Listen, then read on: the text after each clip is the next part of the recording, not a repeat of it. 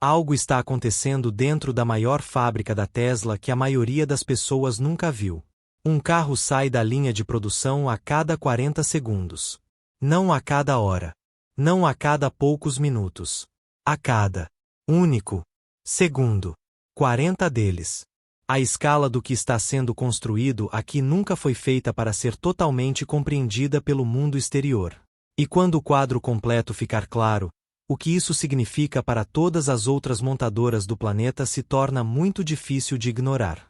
Existe um prédio no Texas que não se comporta como um prédio. Ele é tão grande que o ar dentro dele se comporta de maneira diferente do ar lá fora. A umidade se acumula perto das partes superiores da estrutura. Nuvens de verdade, foram observadas se formando perto do teto. Há relatos de chuva leve caindo dentro do galpão, bem acima do chão de fábrica, enquanto milhares de trabalhadores e máquinas operam lá embaixo sem interrupção. O prédio simplesmente continua. Ele não para por causa do clima. Nem mesmo pelo clima que ele mesmo cria. Esta é a Gigafactory Texas. A maior fábrica da Tesla no planeta. E para a maioria das pessoas, o que realmente acontece dentro dela permanece em grande parte desconhecido. Os números são um bom ponto de partida. Mas números desse tamanho são difíceis para a mente humana assimilar.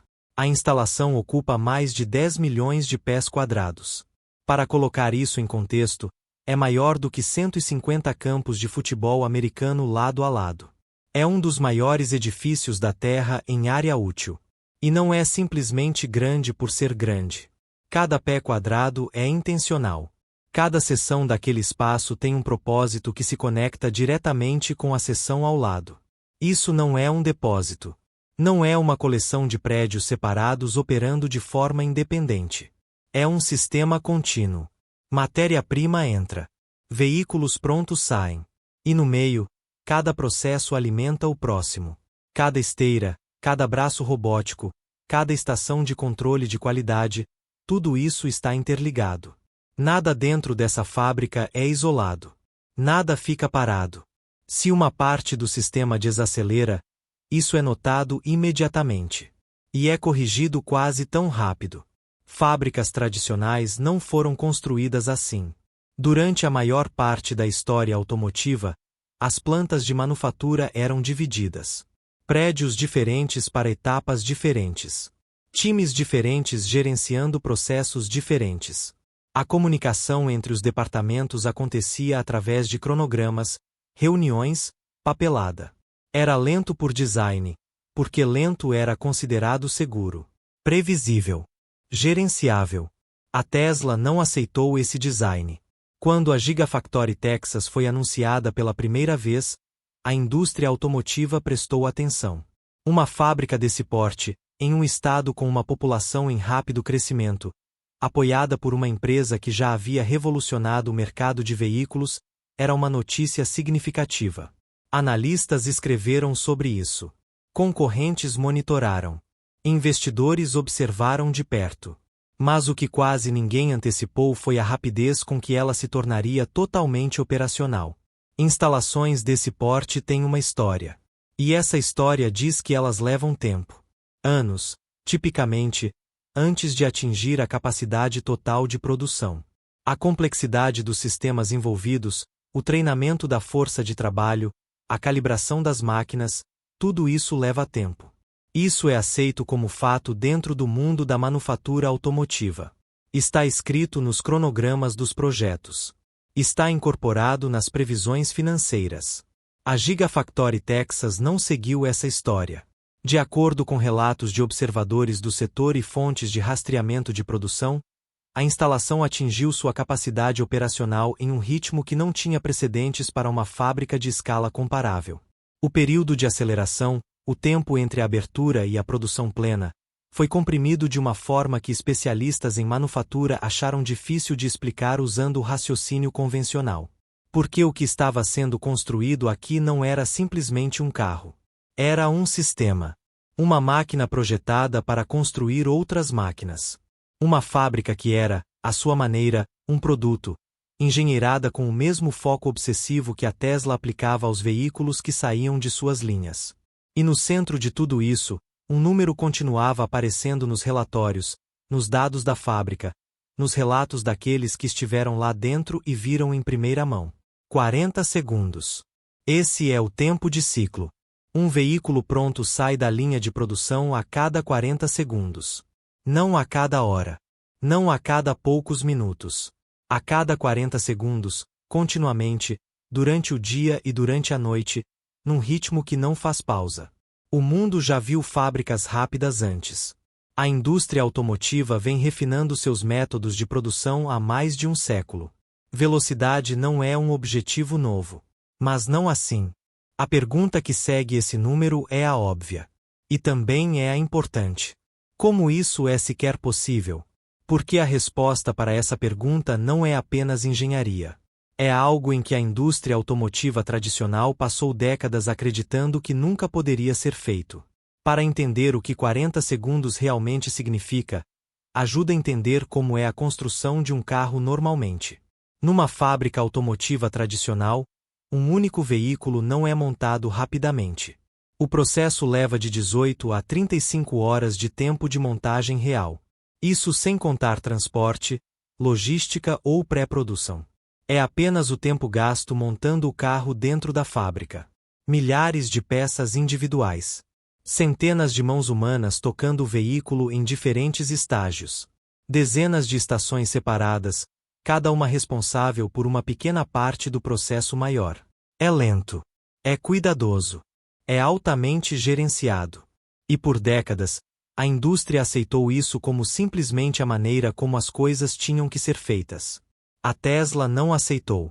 O número de 40 segundos requer um pequeno esclarecimento, porque às vezes é mal interpretado.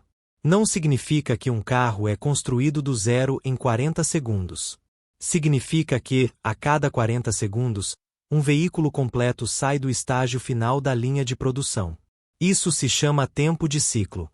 É o ritmo da fábrica. A batida do coração. E o tempo de ciclo da Tesla está entre os mais rápidos já registrados para um veículo elétrico de porte completo em qualquer lugar do mundo. Para alcançar esse número, a Tesla não simplesmente melhorou o processo tradicional. Melhoria não era o objetivo. O objetivo era a substituição. Todo o processo de montagem foi redesenhado do zero. Estações que antes exigiam grandes equipes de trabalhadores foram reconstruídas em torno de sistemas robóticos capazes de operar sem pausa, sem fadiga e sem variação. Processos que antes aconteciam um após o outro, em sequência, do jeito antigo, foram reestruturados para acontecer ao mesmo tempo, rodando em paralelo, alimentando-se uns aos outros simultaneamente. Cada segundo de atraso foi estudado. Estudado a sério. Não anotado e aceito. Não contornado. Estudado, identificado e eliminado. Cada gargalo foi tratado como um problema que tinha uma solução, e encontrar essa solução não era opcional. O resultado é um ritmo de produção que parece menos com manufatura e mais com uma performance precisamente cronometrada. Cada movimento tem um propósito. Cada segundo é contabilizado. Mas essa velocidade não veio silenciosamente. E não veio sem custo. Porque em algum lugar dentro dessa máquina de 40 segundos, uma decisão foi tomada e o resto do mundo automotivo ainda está tentando entender, e secretamente tentando copiar. Elon Musk disse publicamente que a fábrica em si é o produto. A maioria das pessoas ouviu essa frase e seguiu em frente. Soava como algo que um CEO diz em um evento de imprensa. Uma frase inteligente. Fácil de esquecer. Mas essa declaração carrega um significado que levou anos para a indústria automotiva tradicional absorver completamente. A Tesla não simplesmente constrói carros dentro da Gigafactory Texas. A Tesla projeta a fábrica da mesma forma que projeta o carro. Como um problema de engenharia. Um que deve ser estudado, testado e otimizado, continuamente, sem um ponto final fixo. Cada sistema de esteira. Cada braço robótico. Cada caminho que os materiais percorrem dentro da fábrica. Cada estação de carregamento construída para as próprias máquinas. Tudo isso é tratado como parte de um único sistema que deve se tornar mais rápido, mais enxuto e mais eficiente a cada mês que passa. Dentro da Tesla, Esse conceito tem um nome. Eles chamam de máquina de manufatura. A ideia por trás disso é direta, mas radical. A fábrica não é uma estrutura fixa. É um produto em desenvolvimento. Assim como um software recebe atualizações, correções, melhorias, novas versões, a fábrica recebe o mesmo tratamento. Novos processos substituem os antigos. Layouts são reestruturados no meio da produção. Robôs são reprogramados sem desligar a linha inteira. Isso é fundamentalmente diferente de como qualquer grande montadora já operou. Ford, Toyota, General Motors, Volkswagen, essas são empresas que constroem uma fábrica, operam-na por décadas e introduzem mudanças lentas, cuidadosas e incrementais ao longo de longos períodos. A fábrica é tratada como infraestrutura. Estável. Fixa. Algo a ser mantido, não reinventado. A Tesla trata sua fábrica como uma startup de tecnologia trata seu produto. Lance rápido. Identifique o que não está funcionando. Corrija. Melhore. Então faça de novo. Essa filosofia permitiu que a Gigafactory Texas alcançasse seu tempo de ciclo de 40 segundos num cronograma que engenheiros de fábrica experientes diziam ser inalcançável. E permitiu que a Tesla continuasse a reduzir esse número mesmo depois de alcançá-lo. Mas a parte mais disruptiva dessa máquina não são os robôs, e nem é a velocidade, é uma inovação de manufatura que a Tesla desenvolveu silenciosamente, e que nenhuma outra montadora jamais havia tentado nessa escala. Por quase um século, a carroceria de um carro foi construída da mesma maneira. Centenas de peças metálicas individuais, cada uma estampada separadamente, cada uma fabricada por conta própria. Depois reunidas, soldadas, peça por peça, em uma estrutura que eventualmente se tornaria a carroceria de um veículo. Cada solda inspecionada, cada junta verificada, cada erro potencial identificado e corrigido antes que o carro pudesse passar para a próxima estação. Era demorado. Era caro. Introduzia dezenas de pontos onde algo poderia dar errado. E todas as grandes montadoras aceitaram. Não porque fosse bom, mas porque ninguém havia encontrado outro caminho. A Tesla encontrou outro caminho. Dentro da Gigafactory Texas, máquinas do tamanho de prédios de 4 andares prensam seções inteiras da estrutura de um carro a partir de alumínio fundido em uma única injeção. Um movimento. Uma peça. Nenhuma montagem necessária. Essas são as gigapresses, as maiores máquinas de fundição sob pressão já usadas na produção automotiva. E seu impacto no processo de manufatura foi imediato e significativo. O que antes exigia de 70 a 100 peças individuais agora pode ser produzido como uma única estrutura fundida. O que antes exigia centenas de soldas separadas agora não exige nenhuma. O que antes criava dezenas de pontos de falha em potencial agora cria quase zero. A estrutura traseira inferior do Model Y da Tesla, um dos veículos de maior volume que a empresa produz, é agora uma única peça de alumínio fundido. É produzida em cerca de 2 minutos. A seção inteira. Uma peça. Isso não é um refinamento do processo antigo. É o processo antigo sendo completamente removido. Os efeitos se espalham por toda a fábrica. O número de robôs necessários para certas seções caiu significativamente. O espaço necessário para esses estágios foi reduzido. O peso do veículo final diminuiu. O custo por veículo caiu. E, de acordo com relatórios de testes estruturais, a rigidez da carroceria do veículo realmente melhorou, tornando o carro mensuravelmente mais seguro. Antes que essa inovação se tornasse amplamente compreendida, certos detalhes de como a Tesla estava implantando essas máquinas foram mantidos em sigilo interno. E quando as montadoras tradicionais finalmente entenderam o que estavam vendo, várias delas começaram a fazer ligações urgentes e discretas para o mesmo fabricante alemão de máquinas que havia construído as prensas da Tesla, porque perceberam que já estavam muito atrás. Quando os números de produção da Tesla começaram a chegar às salas de diretoria das maiores montadoras do mundo, a resposta inicial não foi alarme. Foi incredulidade. Números como esses foram verificados e reverificados. Analistas independentes foram consultados. Especialistas em fábricas com décadas de experiência foram trazidos para analisar os dados. A suposição, em muitas dessas conversas iniciais, era de que algo estava sendo mal relatado, que os números estavam incompletos, que havia uma explicação que faria os números parecerem mais normais quando fosse encontrada. Nenhuma explicação foi encontrada. E a incredulidade se transformou em algo muito mais silencioso, muito mais sério. General Motors, Ford, Volkswagen, Toyota. Essas não são empresas pequenas. São instituições. Organizações com um século de história em expertise de manufatura. Departamentos de engenharia maiores que a maioria das universidades. Cadeias de suprimentos construídas ao longo de gerações, tocando quase todos os cantos da economia global. Essas empresas não se tornaram o que são movendo-se devagar ou pensando pequeno.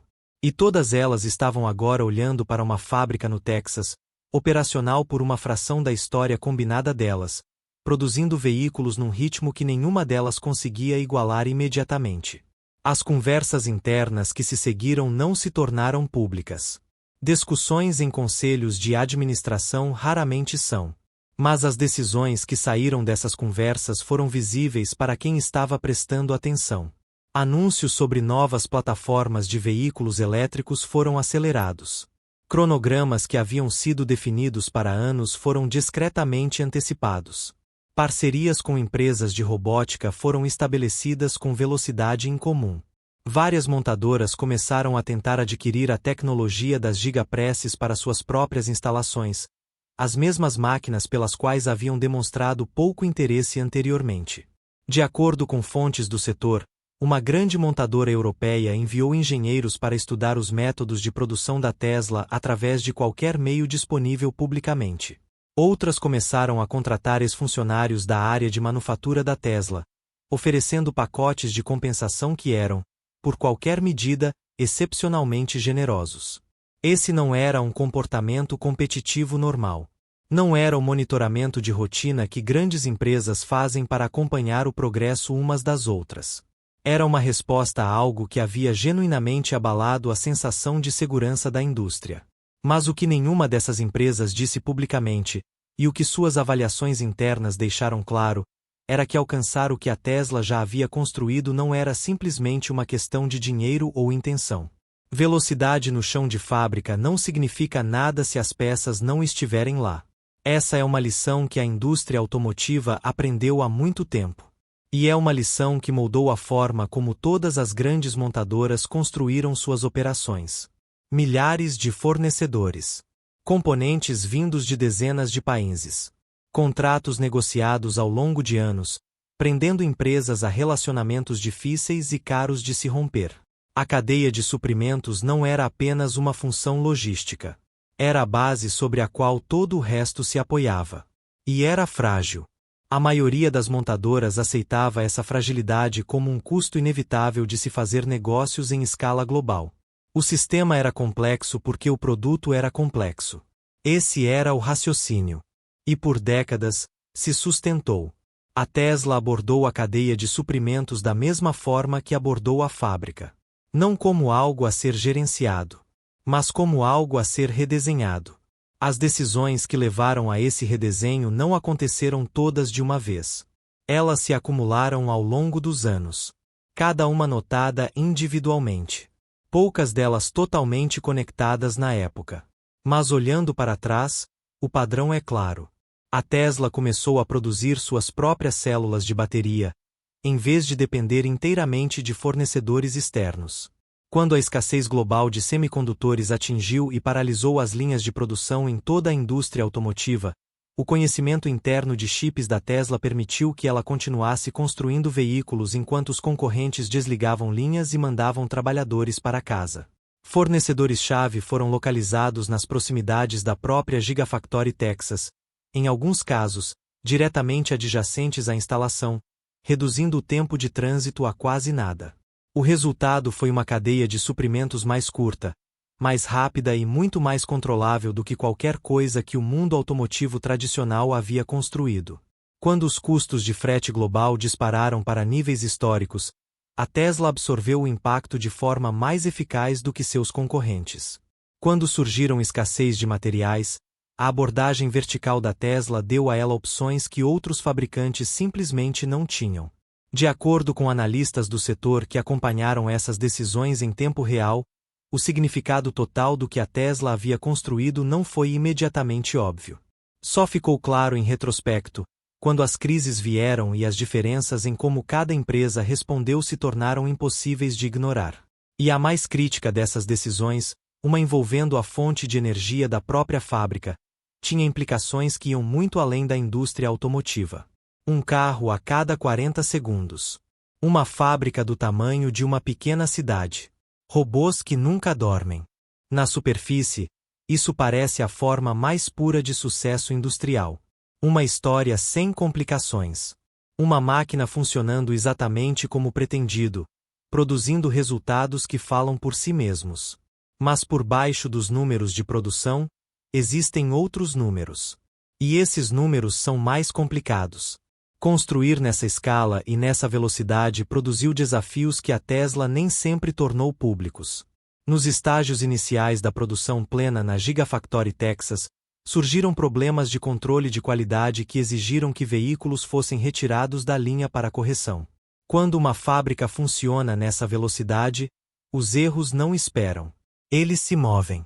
Eles viajam pelo sistema na mesma velocidade que todo o resto.